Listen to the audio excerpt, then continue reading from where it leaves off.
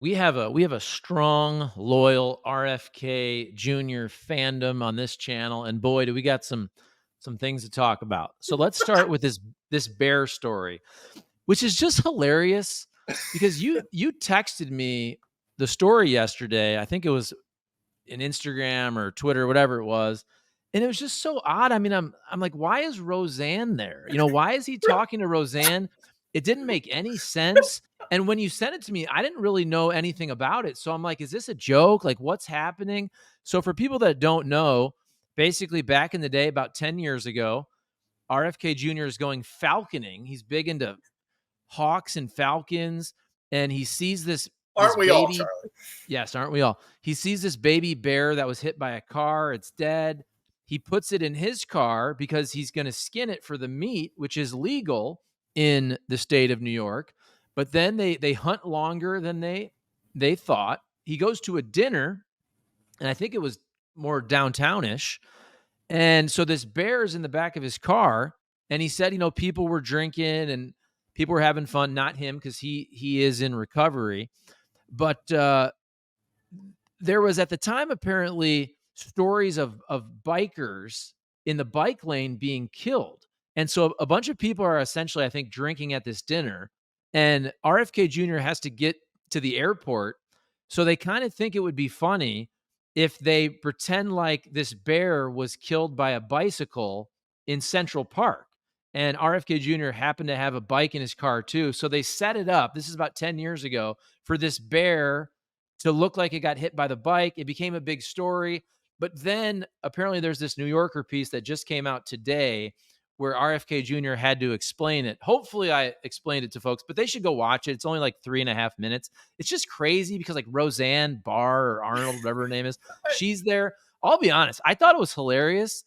And I thought it was pretty funny. Like, I didn't look at RFK Jr. any worse because I was thinking, if I was at a dinner party 10 years ago and everybody's drinking and you got this friend that has a bear in their back seat, I would think the same thing, right? Like, I think it's pretty funny. I think it's hilarious. It's something. Look, this is not a Christy Nome situation. Like so he didn't kill the bear, so this is not nearly anything like that. It's so interesting on so many levels. First of all, the video, he's not only is he talking to Roseanne Barr, he's sitting in a kitchen of what appears to be just maybe it's her house. She's standing with a cup of coffee. There's people in the background moving about. It's not like they're sitting down for a formal interview, and he's just recanting this story about this bear. Did he just show up at Roseanne's house? Do they live close together? Like, I need more context about how he and Roseanne came to be discussing the bear. That's number one. Number two, I grew up in Altoona, Pennsylvania, pretty rural area. And I know that there are people that I've heard here or there have taken roadkill. Usually it's a deer where I'm from, but I wouldn't say it's a common thing. I know if I drive by roadkill, my first inclination is not, let me get out and take a look and see if I can throw it in my car because I might be able to skin it for meat later. Like, it's a little strange. I'm just going to say it. To drive by roadkill and throw it in your trunk. It's a little weird. Yes, listen, rebut me, please. I'm going to disagree with you because, dude, Eric, I have people in my family and friends that say the exact opposite. I have farmer friends, an uncle. Here, I'll give you a quick story. I didn't mean to interrupt, but I thought of this. I want the other side of this because to me, my thought would never be, there's a dead bear. Let me get it in my car. That wouldn't be my first thought. This wasn't about a bear, but it was 2008. I had just moved from the Upper Peninsula of Michigan to Lansing, Michigan. I'm driving back up to the Upper Peninsula to visit my girlfriend at the time.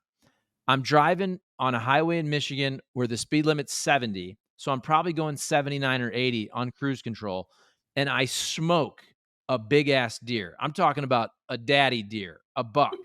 I split this thing in half. It ruined my car. When I say I split it in half, I mean like it split my car. It wrapped around my car, ruined my car. I had a crappy car at the time. But when I told people from Michigan and when I told some of my family members that are farmers that story, the first thing they said was, did you keep the deer for the meat? That's the first thing. I go, hell no, I kept going. I didn't even stop the car because I could tell my car was so messed up. I thought if I stopped, it might not start again. I kept driving all the way to the Upper Peninsula with a beat up freaking hood, everything, Yeah. like the air conditioning and the heat was all jacked up, because I figured if I turned that car off, it wasn't turning back on. But every single person I know that hunted, the first thing they asked me was, did you scoop up the deer for the meat? Yeah, I want to be clear. This is probably my coastal elitism, right? Grew up in central Pennsylvania. Now I live in the LA area. So look, there's a cultural thing there where people grab animals. Not my thing, but okay. But let's think this through. You decide you're going to grab the animal because you want the meat for later. Fine. Okay. Well, I wouldn't do it. Whatever. You throw it in your hatch. You then are on apparently a pretty tight time schedule, right? Because he said he drove to New York City, then had a flight out. Maybe, I don't know, if you're not certain you can get the bear to a place where you could freeze it first, which I assume, again, this is out of my comfort zone, but I'm assuming that's what you would need to do to preserve it, right? Is you would need to freeze it. If you don't think you can do that, I don't know, maybe don't put the dead bear in your hatch. That's number one. Number two, if you then decide anyway to put the dead bear in your hatch, drive to New York City, have dinner, maybe don't throw it in Central Park. Look, is this a disqualifying thing as president? I'm not saying that. Is this a Kristi Noem situation? No. What I am saying is it is, and this is where the RFK people who already probably don't like me are going to come at me. It's another, we talk about weird with Trump. It's another weird thing on an already weird fire of RFK Jr. Like, look, again, I want to be clear. I like RFK Jr. This is part of the reason I like him, because he is weird. He seems like he'd be a great guy to have a beer with. I would love to have a beer or coffee. I guess he doesn't drink. I'd love to hang out and have dinner with RFK Jr. He's an interesting guy. He has had an interesting life. He's a smart guy. He's got a good sense of humor. I personally like him. Do I want this man anywhere near the nuclear codes in the Oval Office?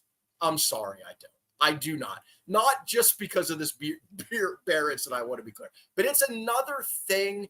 Like, the guy is just, I don't know. I don't know what the right word is. He's interesting. I like him. Okay.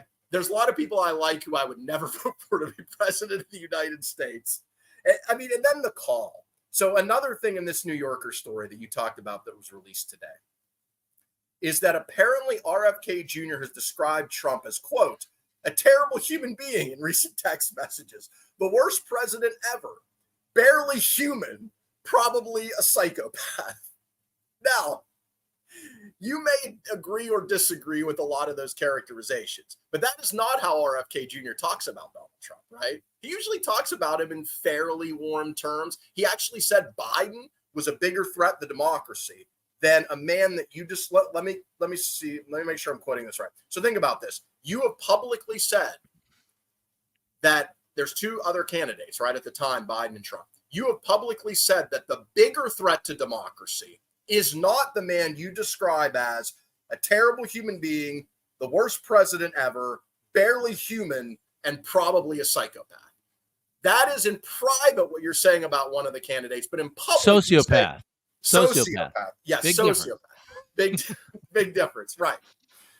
So that's what you say about one of the candidates in private, but in public, you say the other candidate is the bigger threat to democracy. So look, if you love RFK Jr., and I know your wife does, and your wife is a wonderful woman, and I am not going to criticize you for voting for whatever candidate you feel like. I'm just talking about from my perspective. I think the dude is a little bit off his rocker. And that's not even getting, and again, we could spend an hour on the vaccine conspiracy stuff, and I don't want to do that. But I have looked into this because I want to be fair. And so I have looked into what RFK Jr. has said about vaccines, and I have looked at what other people say. And again, I know he tries to say he's not anti-vaccine. It's bullshit. He was incredibly anti-vaccine for almost his entire life. Right. I mean, the conspiracy theories about vaccines cause autism, which has been debunked numerous times. There was a measles outbreak in another country that he was partially responsible for because his company or his organization said, don't get the measles shot. And like 50 kids died.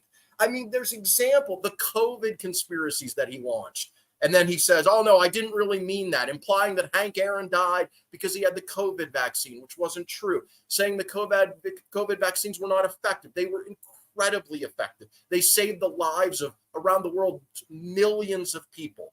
So again, that doesn't mean he's not a smart guy. That doesn't mean I don't like him. That doesn't mean I don't think he's fun or he has a good sense of humor. I think all those things. But this is just another story about this guy being weird. That is the word now. That is the word now of this election, since Democrats, see, for a while it was vibes, but now Democrats, they've got this good little slogan they're very proud of calling Trump and the Republicans weird. And now we have RFK Jr. doing weird things. I think, and again, I look at it like this. Okay, would I rather have Trump or RFK as president? I'd rather have RFK. Me too. Me too. I think Kamala is normal, which is why I think it's funny that, of course, now everybody has to say on the right that she's the worst candidate ever. But they would say the same thing if it was Mayor Pete or Gavin Newsom. We're just in this place where everybody's terrible, which I don't think, because I don't think Nikki Haley's terrible. I don't think that Ron DeSantis is terrible. I don't think Kamala Harris is terrible, nor is she great, by the way. I don't think she's this dynamic politician. She'll have the chance to prove herself over the next 3 months or so. I don't know. The RFK Jr. bear story to me makes me laugh, because that's something I would do. Like, I would be along with him in the park setting up the bike. But then again, I don't think you guys want me to be president. No, but I probably would too. Yeah, I think it's hilarious and I think it's funny.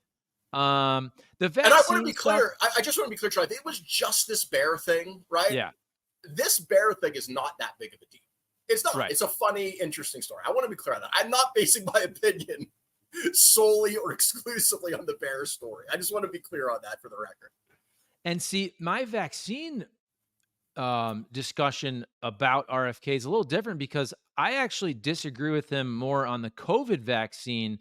But, and I say this big picture, in general, I agree with a lot of the things he says about the vaccine schedule. And while we've talked about this is, personal to both you and I, like, my wife and I have both acknowledged this, that my son's skin issues and eczema, it was not there at birth. And it really started after that 2-month vaccine schedule. And could that be random? Sure. But I do think the fact that back in the day, you had 6 vaccines and now there's 72, whatever it is. And let's be honest, big medicine, big pharma, there's been a lot of instances of them looking more for profit than for people's health. Again, that's big picture. We can talk about OxyContin. We can talk about a lot of different things. So I do think he's on to something there, big picture. I'm not saying I agree with everything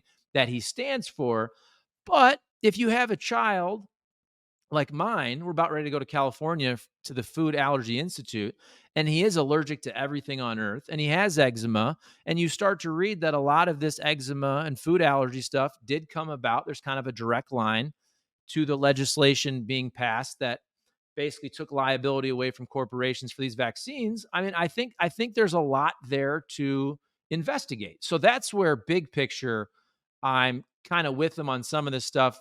The COVID vaccine, I'm not with him on all that. But I don't know. I do think he's opened up a necessary discussion on a lot of these things. And if you go back to the Joe Rogan interview of a year and a half ago, he basically said, look, I didn't start out as this kook that was basically talking about vaccines. He's like, I was trying to, keep the Hudson River clean and safe for water. He goes, but after these talks, all these moms kept coming up to me and saying, look into this. It wasn't like this was his life's work. He said a bunch of these moms kept coming up to him and talking to him and saying, look into this. We think there's something there. That's how it started for him. Yeah, look, I want to be clear, because I think it's important to be fair. I agree with you that there are legitimate issues. And see, this is what RFK Jr. does. He's a smart guy. And so a lot of what he talks about has a grain of truth in it. And big picture, I totally agree. And this is one of the things I like about RFK Jr. talking about the issues with our food supply, the pharmaceutical industry, the greed and corruption there. That's all fine. And even talking about the vaccine schedule, I think it's totally a legitimate question. Should these be spaced out more? That's all fair game. But what he does, in my opinion, I know the RFK Jr. people are going to hate me. What he does, but they'll watch. They'll watch. What he does, he's very good. This is what really smart, articulate people do when they make an argument. Is he takes a big picture argument that is legitimate, and then he riddles his argument to back it up with inaccuracies, or he takes a grain of truth and then spins it forward. And again, I would just encourage you, the fact checks are there. They're all over the place. Just Google it. You can read it for yourself and make up your own mind. And if you, and this idea that he's not anti-vax, look, when you say these kind of things, I mean, on the Bill Maher show, he said, quote, my belief, this was this year, about that, meaning the COVID shot, is there is no advantage to the vaccine. That's a direct quote. My belief about that is there is no advantage to the vaccine. I mean, that's crazy. I'm sorry, that is crazy. That vaccine has saved millions of people's lives. Look at the death rates of people in 2021 who had the vaccine and who didn't, right? Because at that point, roughly half the population had it and half did. It was a stunning difference. And also consider that the half that had it were older and sicker. Most of the people that didn't were younger and healthier, and yet they were dying at much higher rates than the half that was vaccinated. I mean, it's just, so I want to be clear. I agree with everything you said. I think it's totally legitimate to question the pharmaceutical industry, the food supply, vaccine schedules. That's all fair game. But I think what RFK Jr. does is he uses that to then spread a lot of just inaccurate misinformation about things like the COVID vaccine that, again, on net was we might still be, right, if we didn't have the vaccine, in a very bad place from COVID. And I mean, could you imagine if he was president and we had another viral outbreak? I mean, think about that for a second. If you really imagine it. So now RFK Jr. is president, and you have another disease like COVID that hits us, but let's say it's even more deadly. What's going to happen with vaccines in that scenario? I mean, I think it's a fair question to ask, right? What would be his position if that kind of thing would happen again? Now, as we've talked about, he's never going to be elected president, so he even knows that. But I think it's a fair question to ask. Yeah, and see, what I think is, first of all, I think everybody does have to acknowledge that what they told us about the vaccine was not accurate, in the sense of you're not going to get COVID, right? So yes, anybody pushing back on that, they certainly oversold the vaccine and what it would do and what it would accomplish. I agree with you that they oversold it. I agree with you. They oversold it in terms of not, because the initial, if you go back and read, their initial reports showed that transmission was also lowered in addition to severe outcomes. But what happened is we had the Omicron variant. And when the Omicron variant came, then it showed that the transmission, the vaccine did not do a good job of blocking transmission. So again, he's right on that. He's right. He is correct. The vaccine did not do a great job of blocking transmission, and that was overpromised. But then he extrapolates that to mean, well, it also doesn't do a good job of preventing death, and therefore it's bad, or as he said, has no advantage. And so that's what I'm saying about what he does to, I think, great effect, is he takes something that is true, and he then uses that grain of truth to extrapolate into a much larger argument that isn't true. Yeah, and I was basically going to say a similar thing about the variants. When you talk about that the vaccine was, and again, I'll quote Bill Maher, he calls it COVID classic, like Coca-Cola classic. If it was made for COVID classic, by the time that thing was rolled out, you already had Delta and Omicron was the one that broke through everything. It didn't matter. Now, people didn't wear masks properly anyway, but Omicron was the one that everybody got, but nobody really got sick. So I agree with you on that. And again, I disagree with more of RFK on the COVID vaccine, and I agree more with him big picture on some of the vaccine stuff. But I will say this. One thing I do agree with him on in terms of COVID, which is not really about the vaccine, it's about more of how the lockdowns caused potentially more harm than the people that you could have saved through some of these measures like, I think we should have social distance. I think we should have masked. Now, people didn't wear the mask properly, but what I'm saying is when you look at some of these stats about all cause mortality, you can make the case that locking people down and shutting down businesses and whatnot, depression, crime, when you have all of these things going on, you can actually potentially have a worse outcome than the virus that you're trying to prevent in some cases.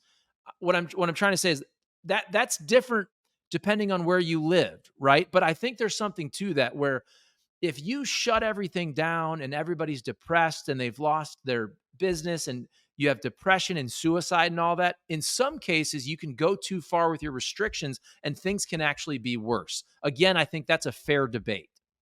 Yeah, I agree. And if he made that argument and stopped there, I would think it was totally legitimate. And so I agree with you that a lot of the arguments he makes are fair, but I also think, and again, this is not go look, you can check this anywhere. I think a lot of the statements he says are simply, some of them are simply untrue, some of them are very misleading. And so you're right that we can argue, and it's a totally legitimate debate to argue which lockdowns were effective. For instance, bars and restaurants seem to be very effective because that is how the virus spread, in closed environments where people were eating and drinking. Schools has shown to be not very effective. And I think it's abundantly clear that the juice was not worth the squeeze of closing down schools, and certainly outdoor facilities. That was a complete joke. So there's nuance in that argument, and it's a good argument to have because we may face something like this again. And so to the extent that he raises those issues, I'm totally on board. I think that's a good conversation to have.